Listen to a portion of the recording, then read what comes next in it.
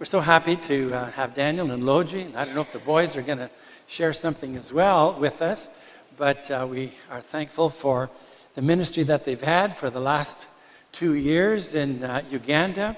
And when I saw the Stevensons at the Global Convention in Orlando, they were telling me what a blessing they are there to the school. And one of the things he mentioned was that there was some negotiating thing that had to take place between, I don't know if it was the government and Tim and Daniel, and they were kind of at an impasse. And then thankfully, Daniel had enough wisdom and was able to talk with these officials and worked out whatever that situation was. I don't remember the details, but they were just, pardon? Okay, good, because that was such a blessing to the church there and to Tim. And so maybe you can just bring us up to date on how Tim and especially Colleen is doing since her surgeries and all of that she went through.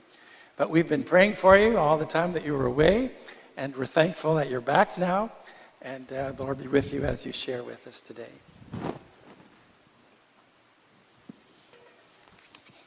Thank you, Pastor, and I do want to say a big thank you to all of you who have been praying for us and for all the support in different ways, just from email encouragement to financial support to for various projects, and all of these things. We are truly grateful.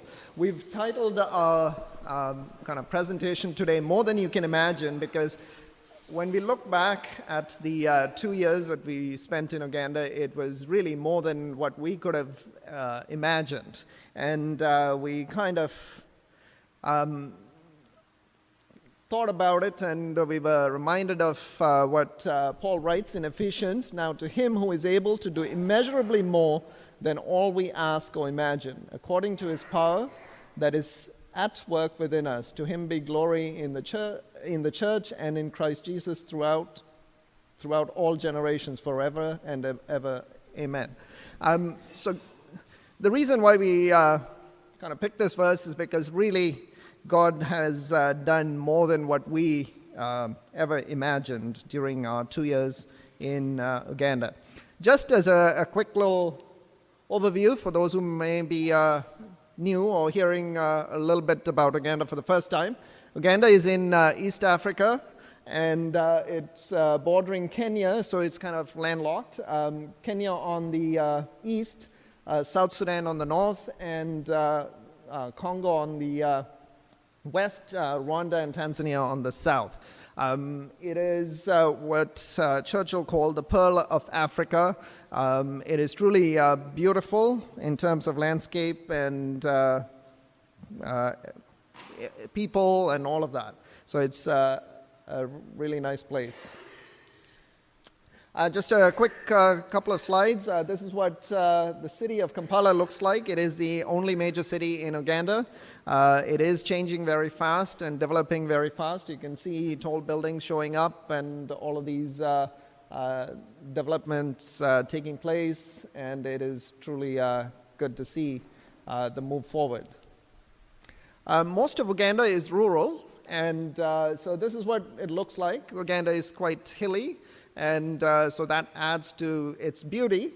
You see rural roads like this, and here you can see somebody transporting what I think bananas on a bicycle. These are common images that you see around Uganda, and most of the Church of God ministry, most of the churches and most of the schools are in rural parts of Uganda. So we traveled a lot during our time there to a lot of these little villages and places, many of them off the main road, several kilometers, several hours, and so makes the drive quite interesting.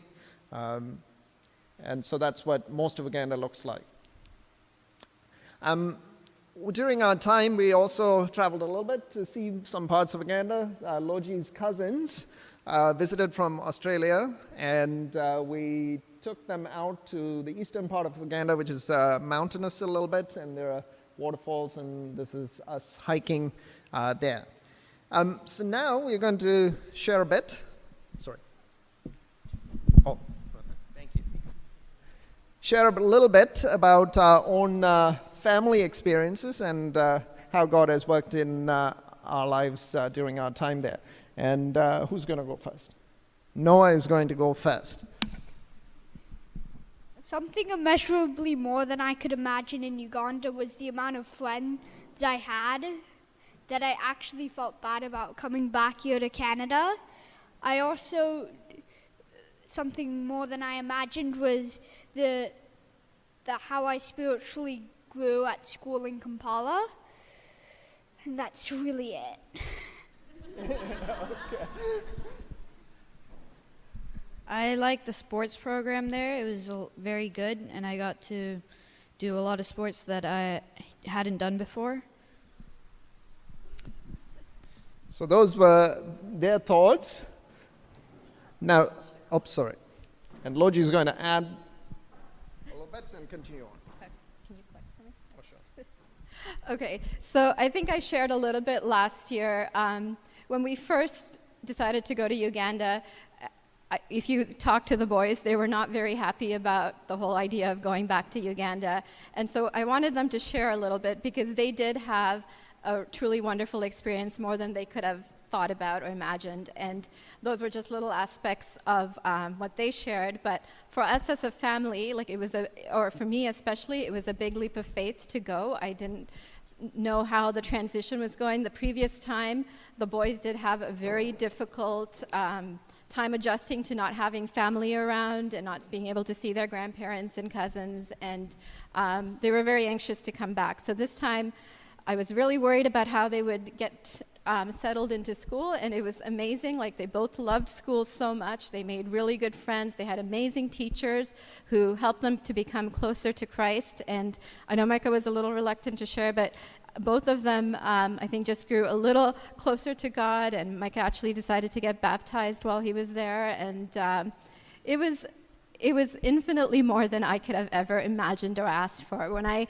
went, I asked God to just allow the kids to be happy, and you know, I was kind of expecting this much, and what God provided was immensely more than what I had asked for, and so we were just truly, truly grateful for that. And it was something we shared at the end of the year chapel in Uganda as well, because I felt like God really showed me when I step out in faith, that he can provide more than what I ask for. And just another little thing that also was more than we could have imagined is, I think we shared with some of you, in end of April, our backpacks were stolen out of our car, and in our backpacks were all our laptops, the school, the boys' school stuff, everything. And so as teachers, and as Daniel, as an administrator, near the end of the school year, our laptops were really essential to us. And so it was incredible, because at the beginning of our first year in Uganda, two of our colleagues also had their laptops stolen. And I remember thinking, wow, that's the worst possible thing you could ever imagine. I wouldn't know what to do. I would be in pieces. And we went around for weeks, like hiding our laptop in different parts of the house and being really paranoid and careful with our laptops. And when it actually did happen to us, God, again, just incredibly provided for us. We were able to finish the year successfully. We got all our exams and schoolwork, and Daniel had tons and tons of paperwork on computer that he needed to do.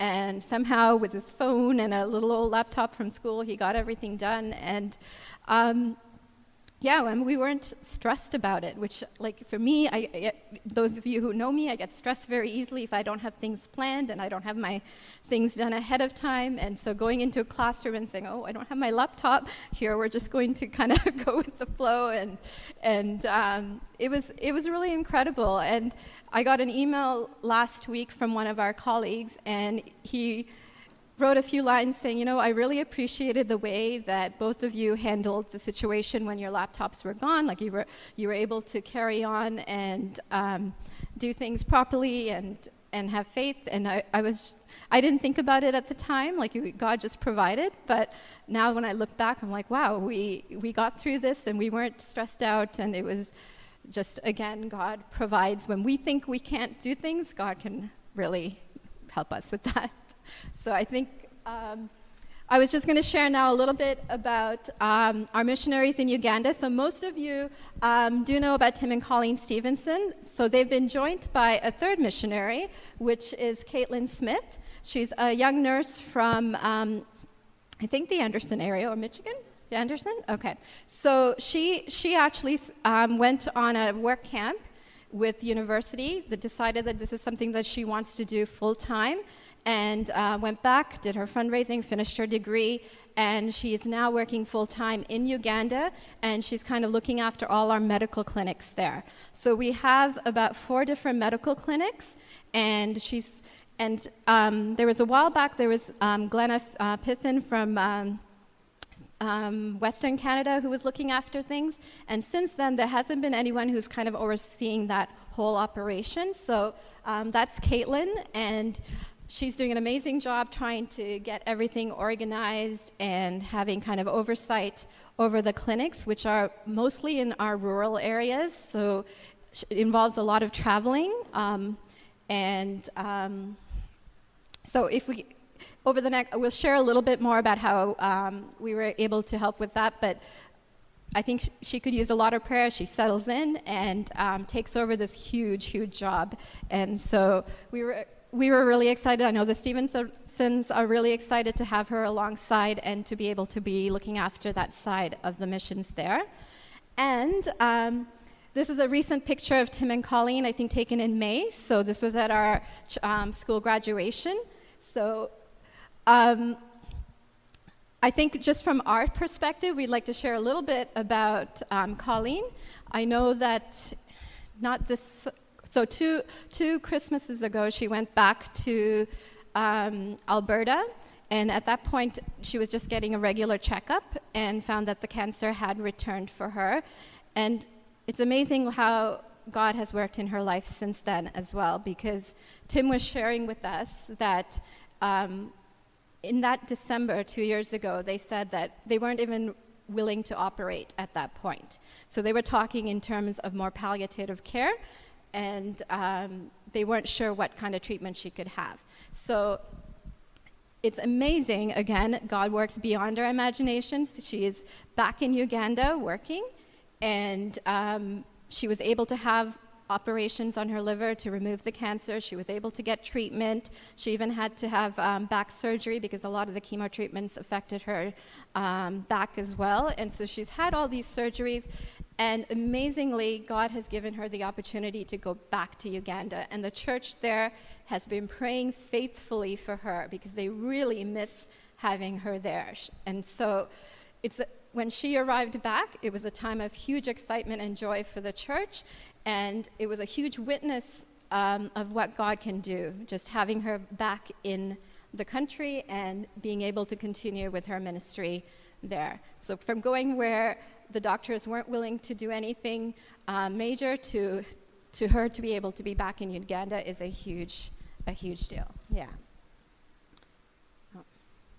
So just as a quick overview, the Church of God, if you look kind of at the map, most of our churches are out in the rural areas, and so we have over 400-something churches, and they're still planting churches. So Colleen was really excited because they've planted a couple of new churches this year, and they're kind of working in the northeast region, so kind of below South Sudan and heading towards Kenya, planting some more churches because there's not as many Church of Gods in those areas. Again, lots of schools. The schools are developing. More high schools are being added to the program as well. And again, the medical clinics are, there's 4 different medical clinics. Now, a lot of the Stevensons' work is liaising with the church back home and having work camps from North America as well as Germany. And so that's a big part of the work there. And our TAP program, which is our program to help people who have been affected by AIDS, either the children or the parents, and to provide meaningful vocation for them and training and to give education for the kids who've been affected. So child sponsorship, I know many of you are involved in a child sponsorship, and I would say that's probably got one of the biggest impacts in the lives of those in the church there, because the kids really are able to go to school where they would not be able to go to school without the sponsorship. And so it's amazing, like when you go to church or when you go to a school graduation, how many kids, that's the first thing they say, we would like to thank God for our sponsor who allowed us to go to school. And it's just a natural thing for them. That's because without the sponsors, they would not be able to go to school. Pastoral training, that's a big part of the ministry of church there, and it's really cool as we become more digital. There's even training happening from Anderson, online, or conference training, video conferencing, and all of that kind of stuff, so it's kind of cool. And relief effort, we do, Uganda has the highest amount of refugees in that area, I think, or world. 2 years ago. Yeah. 2 years ago, Uganda took in the highest number of refugees compared to any country. They took, I think, almost 1 million. And partly because there's conflict in South Sudan and there's conflict in Eastern Congo. So a lot of the civilian population moved into Uganda. And so they welcomed them and housed them, though it was basic. But nevertheless, they took a lot of people in. So the church also is actively involved in relief work based on support that they get from North America and Germany. So a lot of, there are lots of refugee camps along there's a little town called Moyo up here. And the UN, I believe, has a huge refugee camp. And our church is involved in providing relief there. And we also have now churches in the refugee camps that have been planted. And so, so one of the things that Logi will talk about is the Bible distribution. Interestingly, in Eastern Congo, the people here speak Swahili. And so when they moved in here, Swahili is not very well spoken in Uganda. So there's a need for Swahili Bibles and things of that sort, or support pastoral training and things like that because of the movement of people over there. So we wanted to share a little bit. I know a lot of you did contribute funds to various projects associated with our work there in Uganda, and one of the big things was Bible distribution, and we were amazed at the amount of funds that were sent for that, and we were able to distribute Bibles in a lot of the rural churches around Kampala, as well as the congregations in Kampala as well. And then as Daniel mentioned, there was a big need for Swahili Bibles in the refugee camp areas. And so we were able to, interestingly enough, the Swahili Bibles, we could not get them in Uganda themselves, so we had to get them brought in from Kenya. So a pastor who lived kind of on the Kenyan border was able to go across for us and purchase the Bibles in Kenya and bring them back. And we were hoping that we could go to one of the camps and distribute them ourselves, but it didn't work out before we left. But I know Colleen was saying that's a huge need that the church there has been asking for Bibles. And so thank you to Fairview.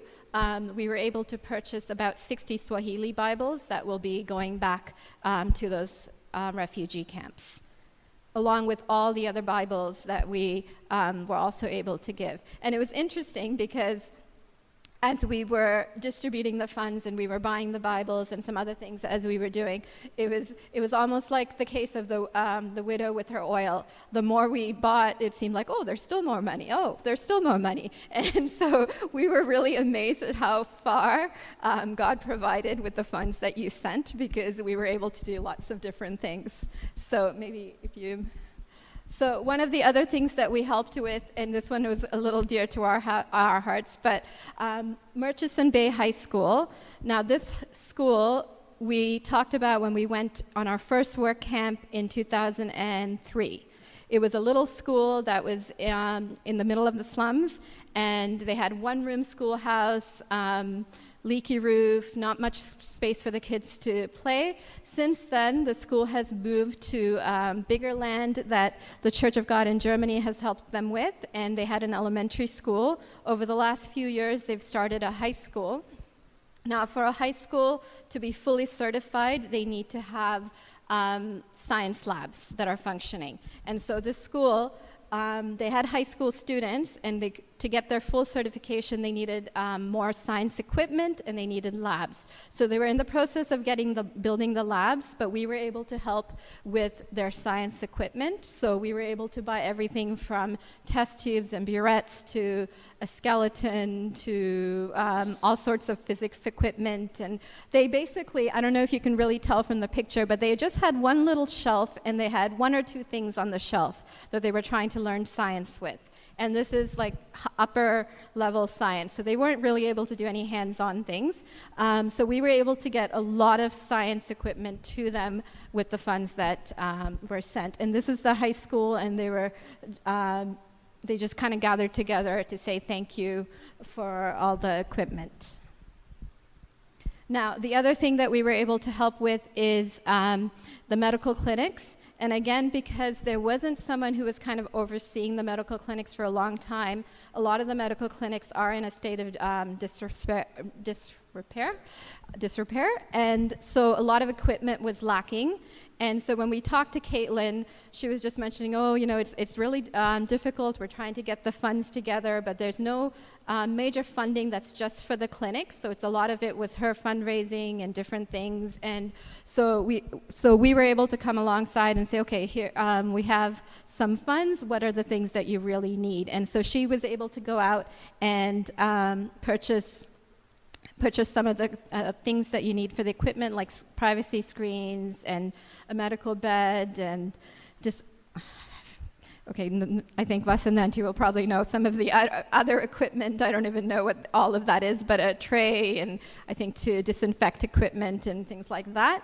And just for the nurses to have some things to work on. So these clinics, a lot of times people come in and they have their babies and things like that, so they need to just clean mattresses and sheets and all sorts of things. So this is something that we were able to help with as a church. Okay. One of the other things was also we were able to help with the youth fellowship, and this is something that every time we go, Daniel and I are involved with working with some of the youth. And so the Kampala 25 refers to the 25 churches in the Kampala region.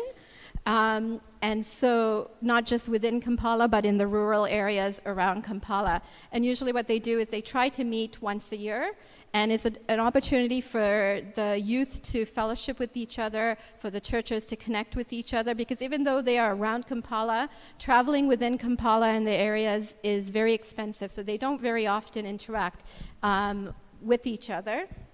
So during this Kampala 25, usually what they do is the youth are all assigned a song that they work on and they present together. And this year the song was At the Cross. And we had a lovely video, but somehow we couldn't quite get that one to work. But they each present their version of At the Cross, and at the end of the convention, they sing it together. It was so beautiful, all the choirs singing together. And then they also present dances.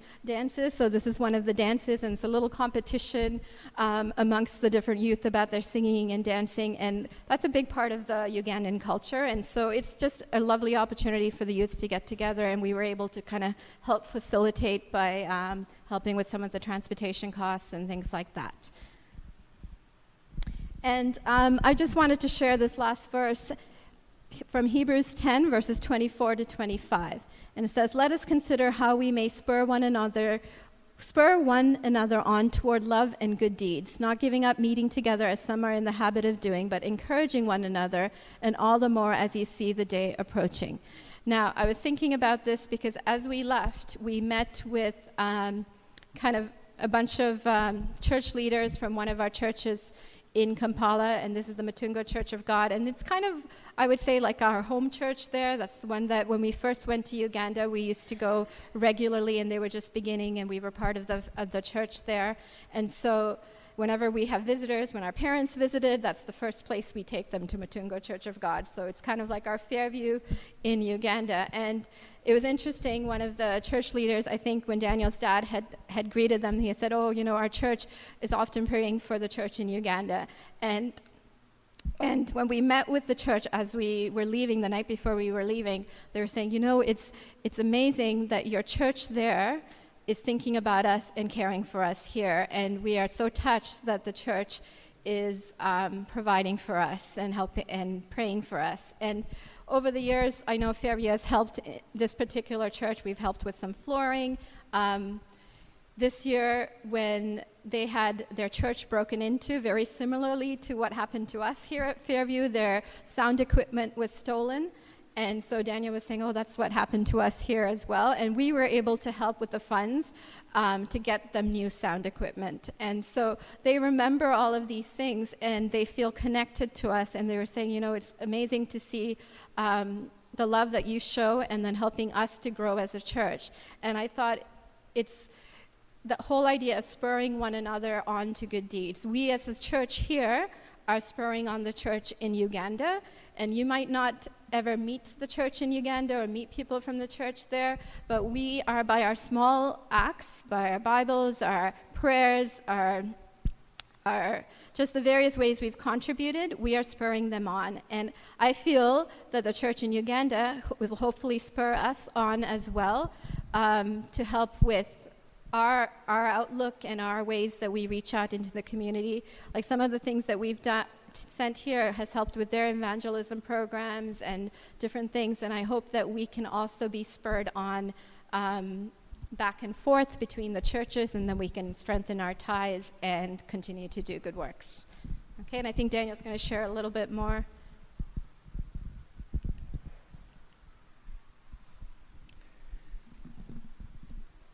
So most of our time was spent at one of the schools that the church mission is involved in. It's called Heritage International School, and it is where both Logi and I worked kind of full time. And I was involved in administration and teaching, and Logi was looking after teaching full time. So now I'm just going to share a little bit about some of the incredible ways in which God did things beyond what I could have ever imagined. Sorry. I'm just going to begin with an overall kind of summary.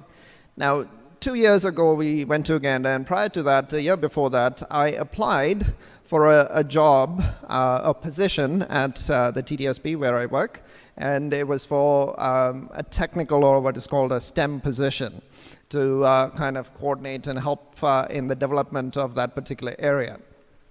Interestingly, I didn't get the job. I was a little disappointed, I must say, to be truthful. I was disappointed, and I was like, how did this happen?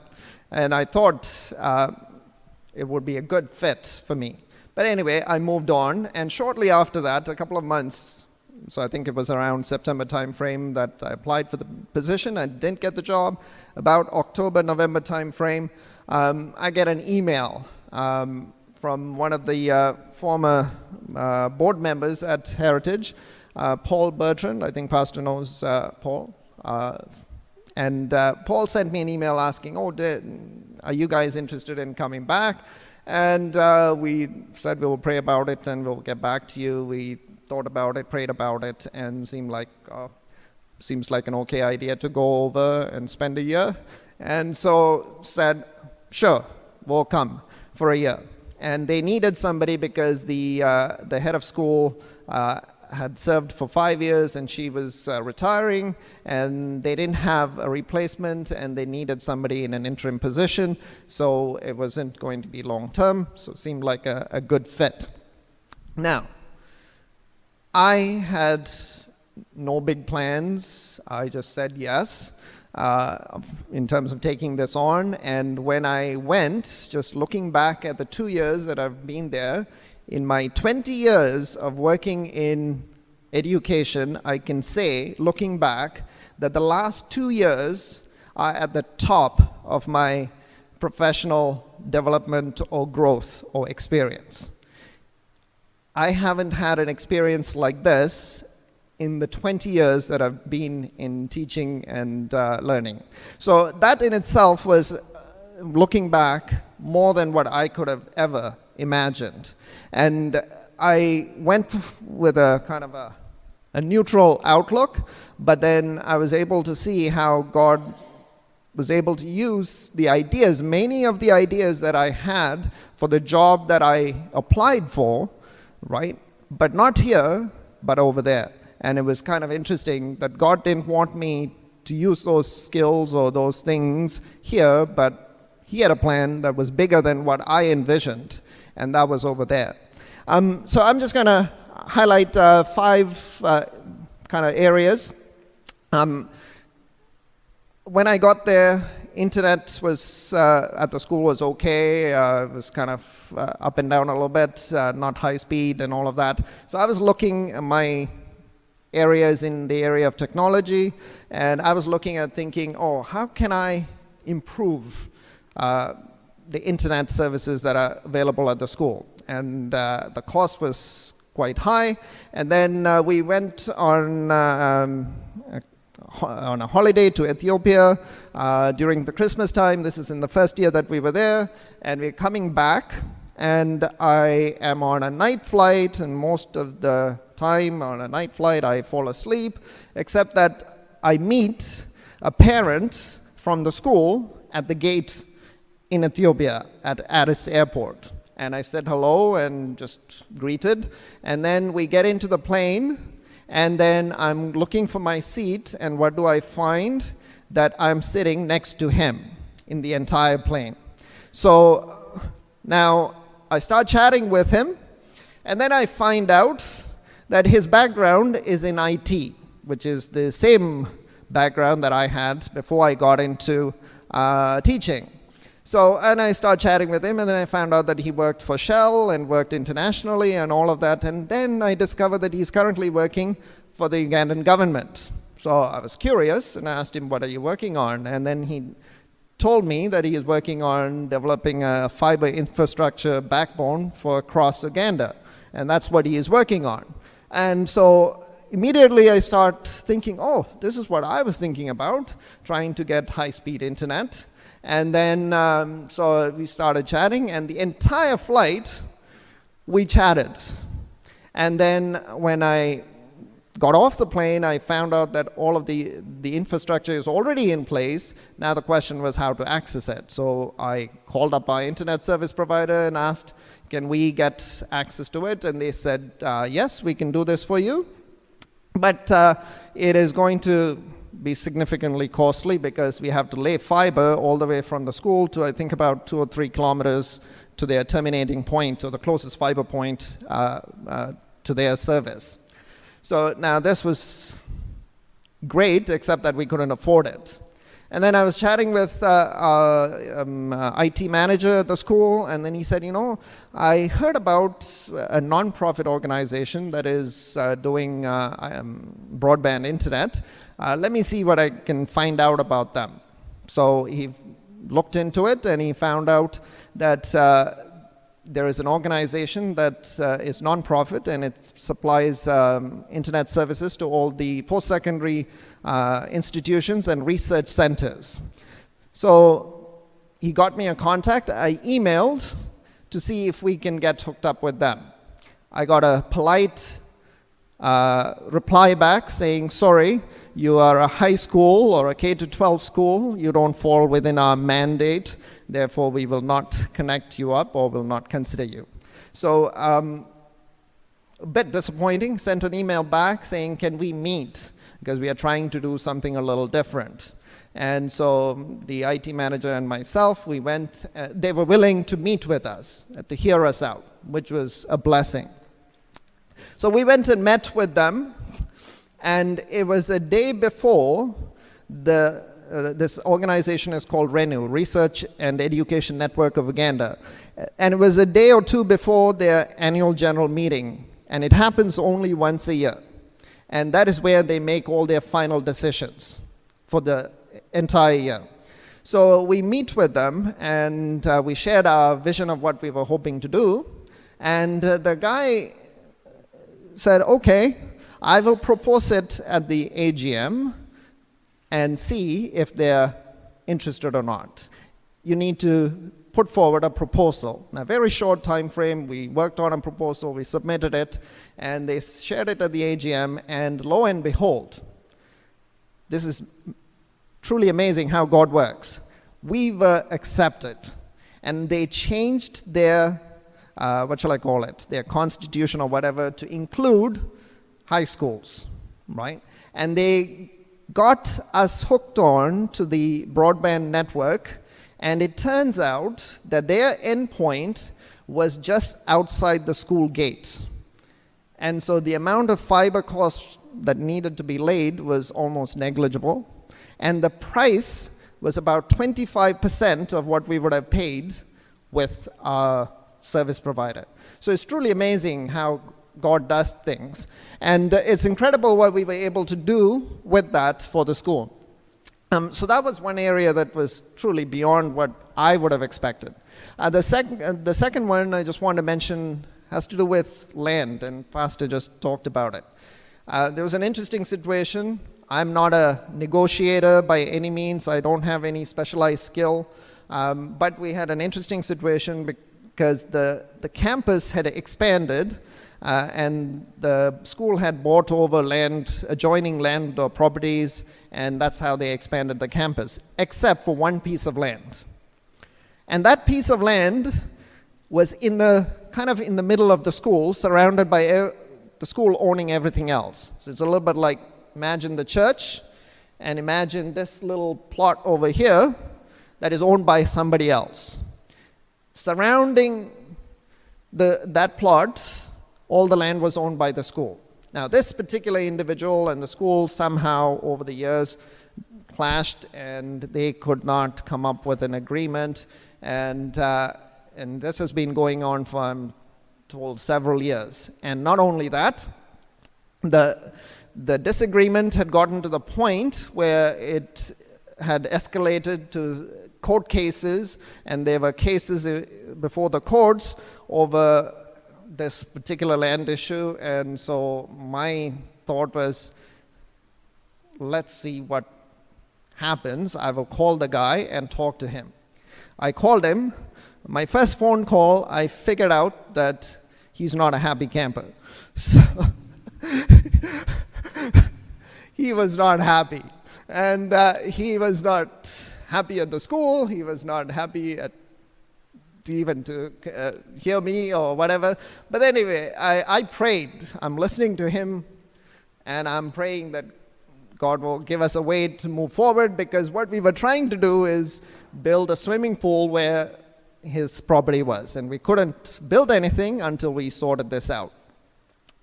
And so all I can say is I prayed, and I asked for wisdom, and it continued on, and we couldn't quite agree. And then eventually, just before we left, finally, to make a long story short, he agreed, or we collectively came to an agreement. All the court cases were dropped, and an amicable solution was reached, and the land transfer took place, and the construction of the swimming pool and all of that began. So I do want to say, I don't have any special skill, or I'm not trained in negotiating or any of those things, but it is truly God working in His way to accomplish this particular little challenge. Another area that I saw God working in an incredible way, just as a specific example, with a particular student. This student was interested in applying to a university in the US, so I suggested Anderson University because the program that he wanted was available there, and the Anderson University was willing to give part scholarships and for students from Heritage, so which worked out well. And this particular student still quite didn't have enough funds available to make it work, right? So I suggested to the student that, hey, and he was in my physics class, that, hey, maybe you can find a part-time job or something like that and then make it work. Shortly afterwards, right, I'm at the school, and occasionally Tim would send work camps on a tour of the school. So he sent over a group to visit the school, and I took this group and they were from Anderson University. I'm taking them around, and one of the leaders of this group turns out to be the head librarian at Anderson University. So I was telling her, we have a student who potentially might be coming to Anderson University, and the first thing that she says, I did not even ask, she says, is he around? He might be interested in working at the library, and we pay. And she goes, this would be a good fit. And I'm thinking, isn't this incredible, right? I had no plans of asking her if there were positions available. I was able to connect the student with her, and I'm not too sure if he's made his decision to go or not. But again, it's kind of incredible how God works and does things. Graduation, another interesting kind of account or story. One of the Ugandan students who was graduating, who was the class rep for the graduating class, one day came to me and said, Mr. Muttiah, we would like to invite the president as a guest to our graduation. Now, this was a month before graduation, approximately a month. My thought is, this is not going to work. My first thought in my head is, how is this going to work? And so I told the student, the president of a country has an agenda that probably is planned well ahead, and it's very unlikely that this is going to even work. But he was keen. So I didn't want to disappoint, and I'm thinking in my head, I'm going to spend all this time writing a request, sending out a letter, right, only to be told, sorry, we can't make this work, right? So anyway, I said, okay, I will write an invitation letter and on your behalf, and you also write a letter, and we will send it out and see what happens. So sent out the letter. We didn't get a response, and a week and a half before, and by this time we have to make plans for graduation, so we are making plans on two fronts. One is on the assumption that maybe something might happen, the other, nothing happens. A week and a half before, I get a call from the president's office. I, again, have never, ever dealt with anybody at that level. Nobody at that level. So, and they said, well, we received your invitation, and we are looking to see how we can make this work. And that's what the lady on the other side told me on the phone.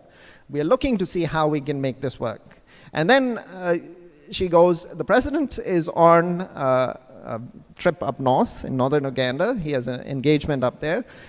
He will only be back in the afternoon. If anything, he might be able to do it in the afternoon. What is your usual time for the graduation? So I said, it's in the morning at 10 p.m. And she goes, okay, so I will get back to you. And then shortly, I think a day later, she calls back and goes, hey, he will not be able to attend, but he will send the first lady or his wife to represent him at graduation. And they confirmed it. And so we had a week and a half. Again, I have no clue about handling things of this kind, trying to figure out with help how to work out all of the details with security, work out protocols, all of these things. And in the end, again, beyond what I expected, she showed up for graduation, and it was one of those things that, looking back, I could not have imagined. I could not have imagined. And just being in that situation was something of a memorable experience.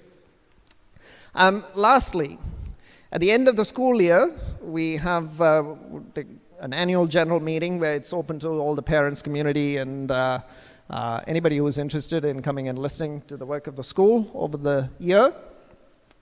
And in the first year that we were there, the annual general meeting was interesting because I put together a slideshow, shared what we had done and what our plans were. And there were lots of questions and lots of interesting discussion, because obviously people had strong opinions and all of that. So the second year, I was short of time because of all that was happening with graduation and all of that. I didn't have enough time to create a new slideshow for the annual general meeting. So I did the next best thing, which is take the old slideshow and modify it quickly so that I will have a slideshow to share. So I started working on it, and I had 2 slides from the first year, things that were accomplished and things that we were planning to accomplish in the future. And in the second year, I started typing up the things that were accomplished, and then I flipped to the next slide because I'm changing last year's, right? And for the future. And as I'm looking through, you're not going to believe this. Every one of those things that I had was on my accomplished page. And those were not planned to be accomplished in 1 year's time, right?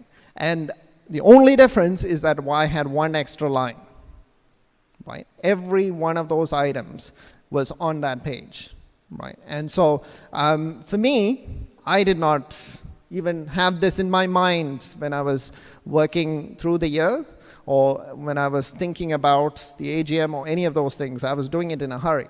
And then I noticed that, oh, everything is what has happened as we kind of envisioned or planned. So again, I can say that it was beyond what I imagined. I do want to conclude with a verse from the Old Testament, Deuteronomy 2:7, and this is during the Exodus. The Lord your God has blessed you in all the works of your hand. He has watched over your journey through this vast wilderness. These 40 years, the Lord your God has been with you, and you have not lacked anything. Looking back, we did not go through a 40-year journey, but looking back, I can say that God has blessed us in the work of our hands. I can say that He has watched over our journey, over our time in Uganda, and I can truly say that we did not lack anything. And so looking back, it's amazing what God has done, and we can truly say that He was with us throughout. Thank you.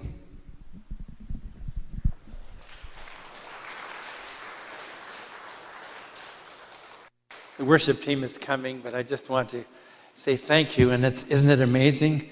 More than you can imagine, and so many answers to prayer in this, in what you shared with us. And we just thank the Lord for the way He worked in you and through you, beyond you. Thank you so much.